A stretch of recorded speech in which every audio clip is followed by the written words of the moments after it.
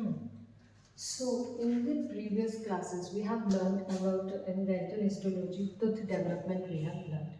Today we will discuss about the root development. तो देखिए root development कैसे होती है, जैसा कि अपन ने पढ़ा था कि जो बेल स्टेज होती है जिसके अंदर ऐसे यहाँ पे आउटर इनेमल एपिथेलियम था, यहाँ इनर इनेमल एपिथेलियम था, यहाँ पे डेंटल पेपिला का एक लेयर था और यहाँ पे डेंटल सेक था, यहाँ पे डेंटल सेक, यहाँ पे डेंटल पेपिला की एक लेयर जो की होती है वो डिफ्रेंशिएट हो जाती है ओडोंटोब्लास्ट में, एंड इनर इनेमल एपिथेलियम की जो लेयर होती है that is differentiated into the ameloblast, and इनके बीच में there would be a junction, that junction will be known as dentino enamel junction. ठीक है, देन आफ्टर दिस क्या होता है कि जैसे ही ये DEJ बनता है dentino enamel junction, outer enamel epithelium और इनर इनेमल एपिथेलियम दोनों जुड़ जाती हैं, सिर्फ ओनली 2 लेयर, स्ट्रेटम इंटरमीडियम और स्टेलेट रेटिकुलम, ये 2 लेयर नहीं होती है, only inner enamel epithelium plus outer enamel epithelium बन के एक सेल की लेयर बनाती है। That cell layer is known as HERS. HERS means Hertwig epithelium, Hertwig epithelium root sheath, Hertwig epithelium root sheath ये नीचे अपाइकल की तरफ ग्रो होती है। ठीक है, so we have learn that यहाँ पे हर्टविंग एपिथेलियम रूट शीट बन रही है, ऐसे ये हर्टविंग एपिथेलियम रूट शीट बनती है। अब यहाँ पे है डेंटल पेपिला, यहाँ पे है डेंटल सेक। ओके, डेंटल सेक है, हर्टविंग एपिथेलियम रूट शीट तो इन दोनों से बनी हुई है। तो ये क्या करेंगी, बीच बीच में से जैसे ये नीचे जाएगी तो बीच बीच this layer will be broke down from बीच बीच में से। ओके, ये ब्रोक डाउन होने की वजह से अंदर तो क्या बन रहा है अपना pulp. Okay, this would be pulp, and इसके ब्रेक डाउन होने की वजह से when it come in contact with this then it lead to the formation of the radicular dentin. It lead to the formation of the radicular dentin. So what happened that when the outer enamel epithelium and inner enamel epithelium join to form a cell layer that is known as Hartwig epithelium root sheet, when it grows the apically, then after that there is it grow continuously and break down continuously, नीचे grow होती जाएगी, बीच बीच में से break down होती जाएगी। Due to that there will be a contact between these two dental sac and the dental papilla which lead to the differentiation of the cells of the dental papilla into odontoblast, and this odontoblast lead to the formation of radicular dentin. Radicular dentin will form here, and then यहाँ पे there would be a differentiation of the cell of the dental sac near to the radicular dentin into the cementoblast, and cementoblast will lead to the formation of cementum.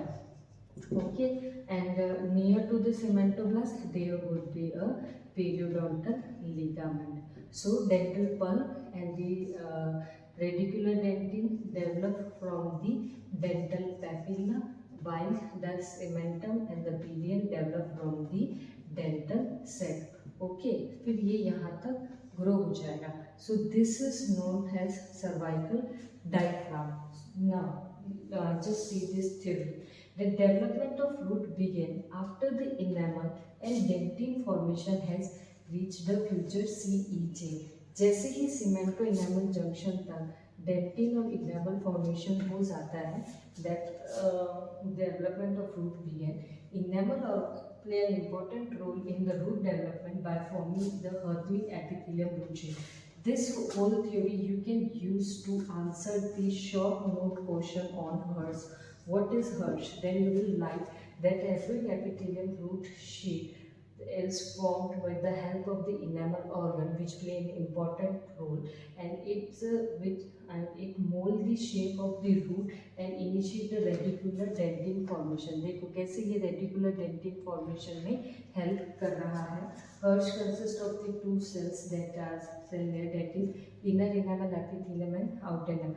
Now question would be arises कि अगर ये इसके अंदर inner enamel epithelium है, ठीक है, अपन ने देखा कि ये दोनों एक इनर इनामल एपिथेलियम की सेल से और आउटर इनामल एपिथेलियम की सेल से बना है। तो why do this inner enamel epithelium make enamel? सिर्फ यहीं तक इनामल क्यों बन रहा है? यहाँ पे इनामल क्यों नहीं बनता? Because here the cell modified itself into morphologically into the short cells, and also they become non-functional and there is the breakdown in this layer, hence it is not associated with the enamel formation. Now inner enamel epithelium are the short and normally do not produce the enamel. When these cells have induced differentiation of the radicular dentin, जब radicular dentin का differentiation होता है, papilla cell कैसे differentiation होगा? Dental papilla cell would be differentiated into the odontoblast and which will lay down the first layer of the dentin. जैसे ही अंदर पहली लेयर ऑफ डेंटिन बन जाएगा, epithelial root sheet loses its structure continuity and its close relation to the surface of the root. तो जैसे ही इस layer की वजह से यहाँ पे रेडिकुलर डेंटिन की एक लेयर बनेगी और रेडिकुलर डेंटिन की लेयर बनते से यहाँ पे ये अपनी कंटिन्यूटी ब्रेक डाउन कर देगा. कंटिन्यूटी ब्रेक डाउन करने से जब रेडिकुलर डेंटिन जो कि होता है वो डेंटल सेट के संपर्क में आता है तो यहाँ के सेल सीमेंटोब्लास्ट में कन्वर्ट हो जाते हैं. Okay, so that first layer of dentin has been laid down, epithelial root sheet loses its structure continuity and its close relation to the surface of the root. Its remnant persist as the फिर क्या होता है? अब ये छोटे छोटे पूरे disappear तो नहीं होते, यहाँ पे सीमेंटम बन गया, कुछ कुछ इसके रेमिनेंट्स जैसे ये टूथ है, ठीक है, बन जाता है. जब ये टूथ पूरा बन जाता है या फिर अपन देख रहे ठीक है अभी फॉर्मिंग स्टेज के अंदर है, तो यहाँ पे पीडियल में इसके कुछ रेमिनेंट बच जाते हैं. किसके? हर्ट्स के. तो that would be called as cell rest of Malassez. फिर ये सेल रेस्ट ऑफ मलासिस कभी कभी सिस्ट में बना देते हैं, like radicular cyst. Radicular cyst जो आप ओरल पैथोलॉजी में पढ़ेंगे, तो radicular cyst cell rest of Malassez. अगर जो epithelial remnant of dental lamina क्या कहलाता है? डेंटल लेमाइना के रेमिनेंट्स अगर पूछे तो that is known as cell rest of Sirres.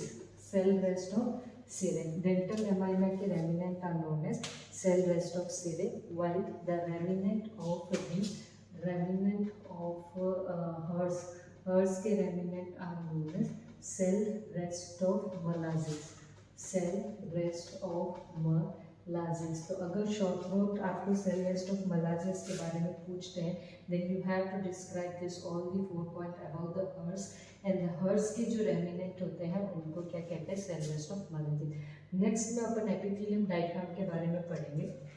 Epithelium diagram के अंदर क्या होता है कि जैसे अपन ने देखा कि दिस रूट डेवलप ऐसे ऐसे ये रूट डेवलप हो गई, ठीक है, बट यहाँ पे भी तो कुछ होता है जो CEJ है, सीमेंटो इनामल जंक्शन, वहाँ पे हॉरिजॉन्टल ग्रोथ भी देखने को मिलता है इसके जो कि जैसे कि ये आया, आई एक्सप्लेन इट.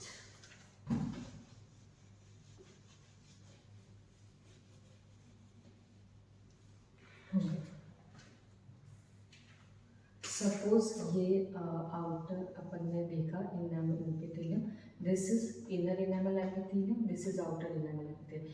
ये पहले हॉरिजॉन्टली भी थोड़ा ग्रो करती है and after horizontally it grows like this also.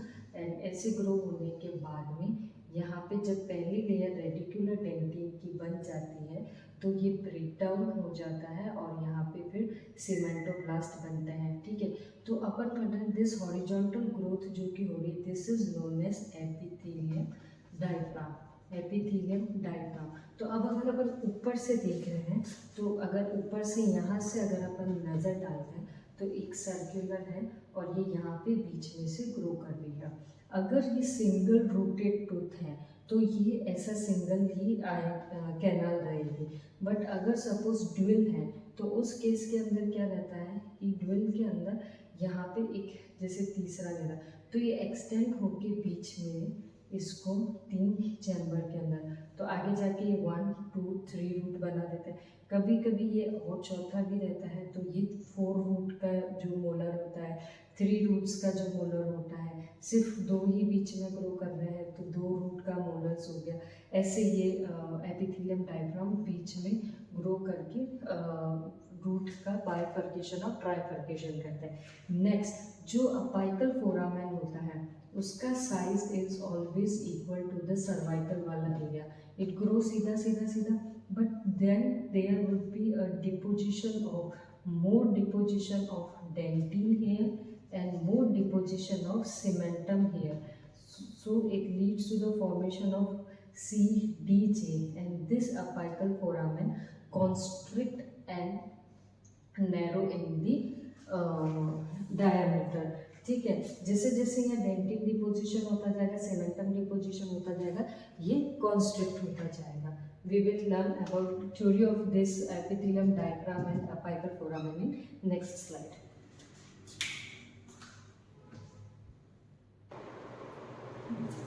तो देखिए epithelium diagram के बारे में as we have already discussed that it is just a like horizontal tongue-like growth. Okay, horizontal growth. So there is the pronounced differentiation in the development of Hirsch, that is epithelium Hurting epithelium root sheath in the teeth with the one root and those with the two or the more root। जब किसी में 2 root है, 1 root है या 3 root है, हर्श का जो differentiation होता है वो थोड़ा अलग होता है। Prior to the beginning of root formation होने से पहले the root sheath form the root diaphragm, पहले रूट डायफ्राम बनता है। Okay, so epithelium diaphragm is also known as the root diaphragm, and it is the outer enamel epithelium and inner enamel epithelium band at the future CEJ। ये दोनों future CEJ के यहाँ पे band होती है into the horizontal plane and narrowing the cervical opening of the tooth jump। tooth jump की जो cervical opening होता है उसको narrow कर देता है। differential growth of the epithelium diaphragm into the multi-rooted teeth cause the division of this root trunk into the 2 or the 3 roots। okay, दो और इसका जब differential growth होगा it cause the multi-rooted roots to be divided into 2 and the 3 root। it is the tongue-like extension in the horizontal direction। two such extension, अगर 2 extension है, now we are seeing from the upside down, तो अगर suppose if there are the 2 such extensions it is found in the lower molar and 3 in the upper molar। कैसे, जब ये future में grow होगा it will join towards each other and divide this cervical extension into 2 parts, and when we see upside down it will form the mesial root of the molar and it will form the distal root of the molar। okay, and before division of the root trunk occur the free end of the horizontal epithelium flap grow towards each other and fuse। so you can use this theory in the short note of the epithelium diagram and the root diagram and can draw the diagram like this if it is the 3 in direction। तो ये 3 है तो ये उसको 1 2 3 3 root के अंदर divide कर लेंगे, 2 है तो 2 रूट के अंदर। so it is all about the root development।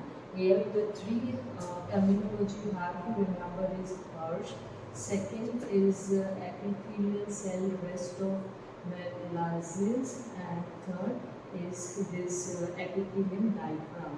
okay, next we will be learning now first of all we have seen here the tooth development or the stages of tooth development in histological manner. Morphology में अपन ने इतना नहीं detail किया, morphology मतलब enamel बनेगा, dentin बनेगा, pulp बनेगा, cementum बनेगा, this only we have done, but here we have seen how the histology work, cell type क्या है, सेल कैसा दिखेगा, ये सब। अब now we will learn in detail about enamel, dentin, pulp, cementum in further classes. तो enamel में जब अपन पढ़ेंगे we will be learn about the morphology of enamel, histology of enamel, different stages of enamel development। okay, thank you।